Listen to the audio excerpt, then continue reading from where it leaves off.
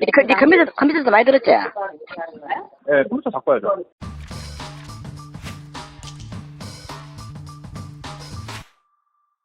시청자 여러분 안녕하세요. 연예 대통령 이진호입니다. 지난 7월 10일 시작돼 20여일간 세상을 뜨겁게 달궜던 구제혁 씨의 녹취 파일 파문. 이 파일로 인해서 천만 유튜버 쯔양씨가 연루가 되는가 하면 카라큘라, 구제혁, 전국진 씨가 비난의 중심에 서기도 했습니다. 결과적으로 구제혁 씨와 전국진 씨에 대해서 사전 구속영장이 발부가 돼 두 사람은 구속수감이 된 상태인데요. 죄질이 좋지 않고 2차 가해의 우려가 있다라는 법원의 판단이 있었습니다. 저는 구제혁 씨의 사안을 다루는 과정에서 구제혁 씨의 증거인멸 정황이 포착이 됐다라고 밝힌 바가 있었습니다. 이와 같은 방송이 나가자 구제혁 씨로부터 직접 전화가 와서 대체 검찰에서 어떤 증거인멸 정황을 포착을 했는지 알려달라고 요청을 했습니다. 수차례에 걸쳐서 집요하게 요청을 했음에도 불구하고 저는 수사기관의 수사에 조금이라도 영향을 줄 수 없다는 판단 하에 해당 내용을 밝히지 않았습니다. 현재는 구제혁 씨가 구속수감이 된 상황이기 때문에 관련 내용을 밝혀도 무방하다는 판단을 하고 있습니다. 제가 파악한 관련 내용은 이랬습니다. 7월 10일 구제혁 씨의 녹취 파일이 공개되면서 세상은 떠들썩해졌는데요. 구제혁 씨와 전국진 씨 그리고 카라큘라를 향한 비난이 엄청나게 거세졌습니다. 이 과정에서 검찰총장에 엄정하게 수사하라 라는 지시까지 떨어졌는데요. 상황이 급박하게 돌아가다 보니까 상황이 여의치 않다고 판단한 구제혁 씨는 자신의 핸드폰을 비롯한 컴퓨터에 있는 자료들을 정리하기 시작합니다. 먼저 구제혁 씨는 자신이 쓰던 갤럭시 핸드폰을 아이폰으로 교체를 하는데요. 이뿐만이 아니었습니다. 7월 12일 지인과의 통화를 통해서 자료 정리에 하나하나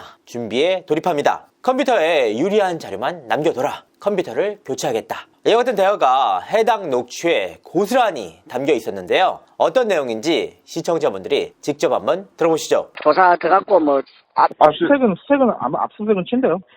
압수는 치고 네. 오늘 안 한 거잖아. 네, 오늘 안 한 거죠. 그래서 언제 할지 모르는 거잖아, 맞지? 압수수색을.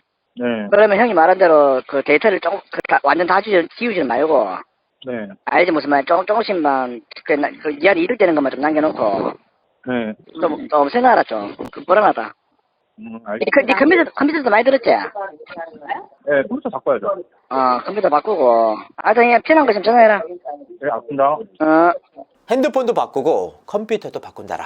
그리고 유리한 자료만 남겨둔다. 이와 같은 정황들은 명확하게 증거인멸 정황으로 볼 수가 있었습니다. 특히 이와 같은 녹취 파일은 7월 17일 검찰 측에 자료로 제출이 됐는데요. 결국 그 다음 날인 18일 구제혁 씨와 전국진 씨의 주거지에 압수수색 영장이 발부가 됐습니다. 이번 사안이 사회적으로 엄청난 관심을 받고 있는 사안 아닙니까? 그런데 구제혁 씨는 본인의 억울함을 해명하는 대신 본인에게 불리한 자료를 정리하고 있다는 정황이 명확하게 드러났던 겁니다. 결과적으로 구제혁 씨가 사전 구속영장을 피할 수 없었던 이유이기도 합니다. 구제혁 씨가 대체 왜 이렇게까지 어리석은 짓을 하는지 도무지 납득이 되지 않습니다. 자, 그리고 최근 쯔양에 대한 비난 여론 역시 거세지고 있습니다. 물론 쯔양 씨가 해명 과정에서 거짓말을 했다면 이 부분에 대해서 인정을 할 부분이 분명하게 있습니다. 다만 쯔양 입장에서는 본인의 의지와는 별개로 의도치 않게 녹취가 폭로를 당하고 일련의 폭로 과정을 거쳐서 결과적으로 비난의 화살이 쯔양을 향하고 있습니다. 쯔양의 해명과는 별개로 이와 같은 비난의 화살이 쯔양을 향하게 되면 결과적으로 이를 통해서 대중들의 시선에서 멀어지는 인물이 발생을 하게 됩니다. 물론 쯔양이 잘못한 부분이 없다는 것이 아닙니다. 하지만 결과론적으로 보면 쯔양은 전 남자친구로부터 폭행과 폭언을 당한 피해 당사자입니다. 그리고 이와 같은 일련의 일들로 인해서 협박을 당하기까지 했습니다. 그래서 해당 내용을 다루기가 더욱더 조심스러워지는데요. 자, 그래서 이번과 같은 사안이 대체 왜 벌어졌는지를 하나하나 살펴보도록 하겠습니다. 일단 구제혁 씨의 이름을 빼놓을 수가 없습니다. 구제혁 씨는 크게 두 차례에 걸쳐서 쯔양 씨에 관한 내용을 다룬 바가 있습니다. 그리고 그 시기는 2021년과 2023년이었습니다. 자, 먼저 구제혁 씨가 쯔양 씨에 대해서 최초로 다뤘던 2021년 10월경을 살펴보도록 하겠습니다. 당시 구지혁 씨는 찌양에 대해서 문제 제기를 한 바가 있었는데요. 해당 영상을 살펴보면 그 내용은 이랬습니다. 당시 찌양은 한 소규모 프랜차이즈 스시 업체를 찾아서 먹방을 진행했습니다. 그런데 해당 스시 업체에서 찌양이 가고 난 이후에 찌양도 반해버린 맛이라는 문구를 스시 가게에 걸었는데요. 이와 같은 내용들을 파악한 찌양 소속사에서는 해당 프랜차이즈의 본사를 상대로 5천만 원에 달하는 손해배상 소송을 청구했던 사안이었습니다. 그런데 이때 당시 소규모 프랜차이즈 업체의 법률 대리를 맡았던 인물이 바로 최근 화제를 모으고 있는 최우석 변호사였습니다. 그러니까 일련의 과정을 보면 찌양 소속사의 대표,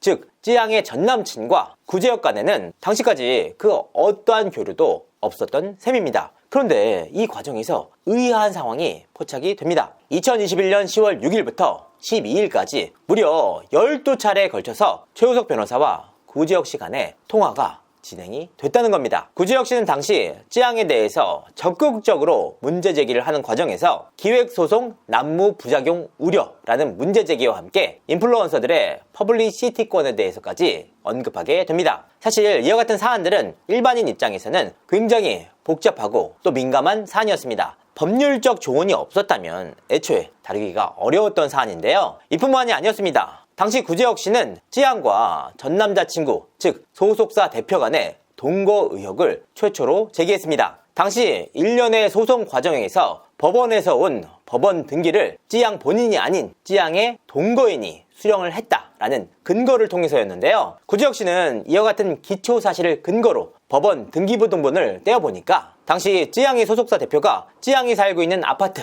그것도 같은 층에 거주를 하고 있다는 사실을 확인해서 폭로를 했다는 겁니다. 자, 이분이 굉장히 의아한 일입니다. 왜냐? 구지혁 씨는 소송 당사자가 아닙니다. 그럼에도 불구하고 법원 등기를 찌양이 아닌 제3자가 수령했다는 사실까지 파악을 해서 법원 등기부등본까지 떼본 이후에 두 사람이 함께 살고 있다는 사실까지 파악을 했던 겁니다. 그러니까 제3자의 조력이 없었다면 애초에 취재 자체가 불가능한 일이었습니다. 특히나 구지혁 씨는 찌양에 대한 문제 제기를 하는 과정에서 찌양과 한 전자업체가 맺은 광고 계약서 일부를 공개하기도 했는데요. 이 과정에서 당시 전자제품 업체와 맺었던 광고 단가까지 공개하기도 했습니다. 내부 정보가 없었다면 애초에 불가능했을 일입니다. 자, 결과적으로 당시 찌양의 소속사 측은 이 소규모 프랜차이즈를 상대로 진행한 소송에서 모두 패소를 하게 됩니다. 그런데 패소 이후 이 소규모 프랜차이즈의 법률 대리인으로 나섰던 최우석 씨와 찌양 소속사 대표 간에는 두터운 친분을 쌓게 되는데요. 결과적으로 찌양 소속사의 법률적 업무까지 보게 되는 상황에 이르렀습니다. 그런데 찌양과 찌양 전남친 간의 소송전이 벌어지자 이 최우석 변호사는 다시 찌양 전남자친구의 법률 대리인으로 나서게 됐습니다. 하지만 찌양과 찌양 전남친이 전격적으로 합의에 이르게 되자 최우석 변호사는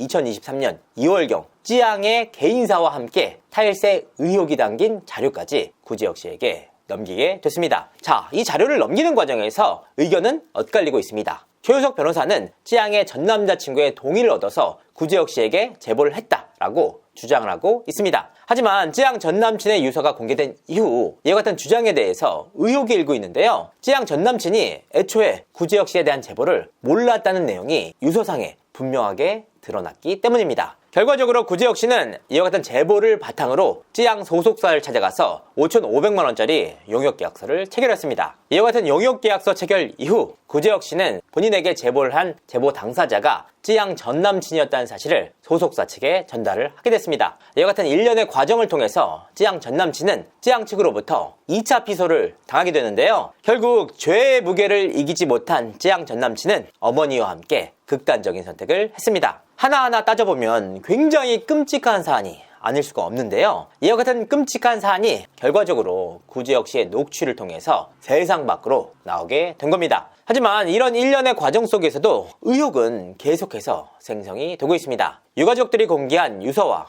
최우석 변호사가 공개를 한 유서 내용이 달라서 유서 조작 의혹이 있는가 하면 누가 제보를 했는지까지는 아직까지 명확하게 밝혀지진 않았지만 찌양 전 남친 누나와 최우석 변호사 간의 녹취가 가세연을 통해서 공개가 되기도 했습니다. 결국 일련의 과정 속에서 빠지지 않는 두 명의 인물들이 있었는데요. 바로 구지혁 씨와 최우석 변호사였습니다. 그리고 이와 같은 폭로는 다시 한번 돌고 돌아서 이제는 찌양 본인을 정조준하고 있는데요. 파면 팔수록 참으로 무서운 사안입니다. 과연 이번 사건의 결론이 어떤 식으로 맺어지가 될런지, 찌양이 다시 한번 비난의 중심에 서면서 이번 일로 인해서 다시 한번 대중들의 시선에서 멀어지는 인물이 없는지 살펴볼 시기입니다. 이상으로 이진호였습니다. 감사합니다.